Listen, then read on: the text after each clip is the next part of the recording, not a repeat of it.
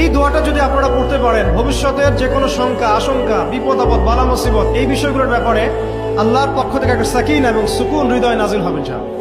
একবার আমার মনে আছে যে একটা জটিল মাসালা নিয়ে আমরা আমাদের মুহতারাম খতিব সাহেব, বাইতুল মুকাররমের বর্তমান খতিব সাহেব, তার দ্বারস্থ হয়েছিলাম। একটা মুশকিলা দেখা দিয়েছে, একটা দোয়া শিখিয়ে দেন যে দোয়ায় আমল করলে ইনশাল্লাহ এটা চলে যাবে। তা আমাকে তিনি পার্সোনালি বলেছিলেন যে এই দোয়াটা যেটা আমি এখন শিখিয়ে দিচ্ছি আপনাকে, এই দোয়াটা জিবরাইল আলাইহিস সালাম রাসূলুল্লাহ সাল্লাল্লাহু আলাইহি ওয়াসাল্লামকে শিখিয়ে দিয়েছিলেন, এবং রাসূলুল্লাহ সাল্লাল্লাহু আলাইহি ওয়াসাল্লাম এই দোয়াটা খালিদ বিন ওয়ালিদ রাদিয়াল্লাহু আনহুকে শিখিয়ে দিয়েছিলেন। শোনার এবং শেখার খুব আগ্রহ ছিল, তা আমি লিখে নিচ্ছিলাম এবং নোট করছিলাম। এই দোয়াটা যদি আপনারা পড়তে পারেন, ভবিষ্যতের যে কোনো শঙ্কা, আশঙ্কা, বিপদ আপদ, বালা মুসিবত, এই বিষয়গুলোর ব্যাপারে আল্লাহর পক্ষ থেকে একটা সাকিনা এবং সুকুন হৃদয় নাজিল হবে। একটু